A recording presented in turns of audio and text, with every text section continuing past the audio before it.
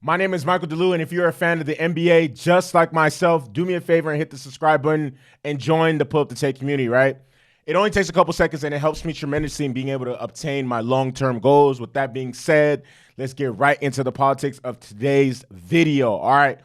So, it's crazy. How do I explain this? It's like I kind of have like a mixed bag of emotions when it comes to this, because in my head, I feel like there's no excuse for this. But then at the same time, I understand some of the intricacies that go into NBA basketball and professional basketball in this country. The Sixers defeated the Boston Celtics at TD Garden to snatch game one from them. They beat them 119 to 115. And I can't help but think, like, you know, I was telling one of the dudes that I happen to follow on Instagram, like, you know, I think the Sixers are frauds, but there's something to be said about Boston struggling to put out the Hawks the way they did. You know, Trae Young was able to force a game 6 by himself without DeJounte Murray. Remember, DeJounte Murray got suspended for game 5 because he struck a ref. No, he didn't punch him, but he struck a ref. And the next game, the Hawks come in there and they win game 5, force game 6, almost win that.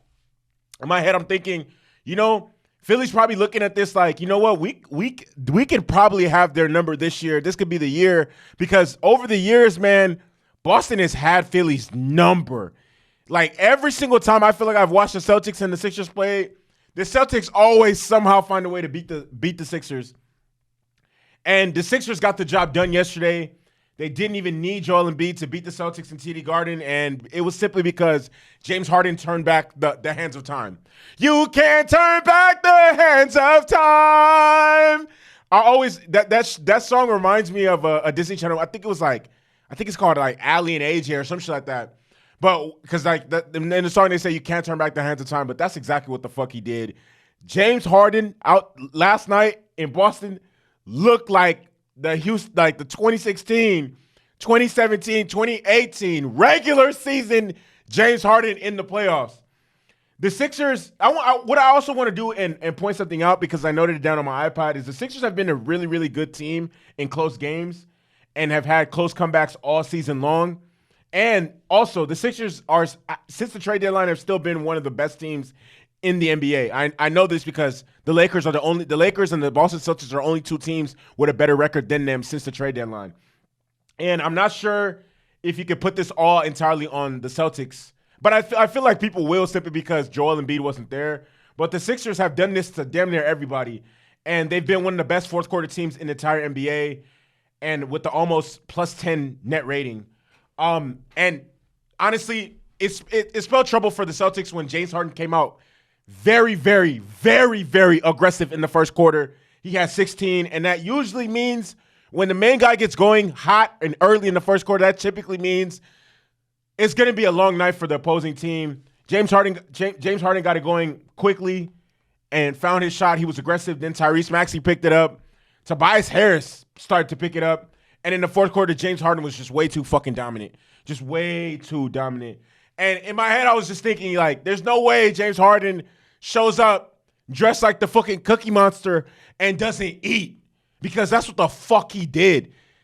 Literally, this is the best playoff game James Harden has ever played in his career, considering considering Joel Embiid was hurt, considering they're playing the Celtics, considering they're on the road, and then considering they were a 10-point underdog against a team that went to the NBA Finals last year, and that now at this point in the Eastern Conference playoffs is considered the front runner to make it to represent the East.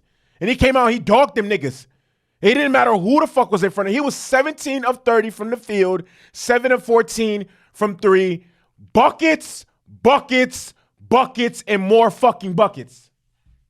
And I'm always ride for James Harden, even though at times it hasn't been the easiest thing to do.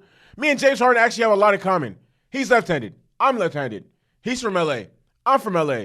He went to Arizona State. I went to Arizona State. He likes strip clubs. I like strip clubs. He's a real nigga. I'm a real nigga. You feel me? Like, me and him got a lot in common. But it has been hard to, root for him and be able to hold his have his back because he's put together a lot of fucking pitiful playoff performances. But this right here is easily. And then after the game, seeing him tell all his teammates, get to the fucking locker room. It's only game one. This is only game one. Let's get to the locker room. And they probably honestly came into that game thinking we actually can come out here and punch these niggas in the mouth and steal a game. They stole home court advantage from the Celtics. Do I see them winning game 2? Definitely not. But now this changes the landscape of the series. Why? Because I'm pretty sure the Rockets, as the road team coming into any playoff series, your goal is to always steal at least one of the first 2 games.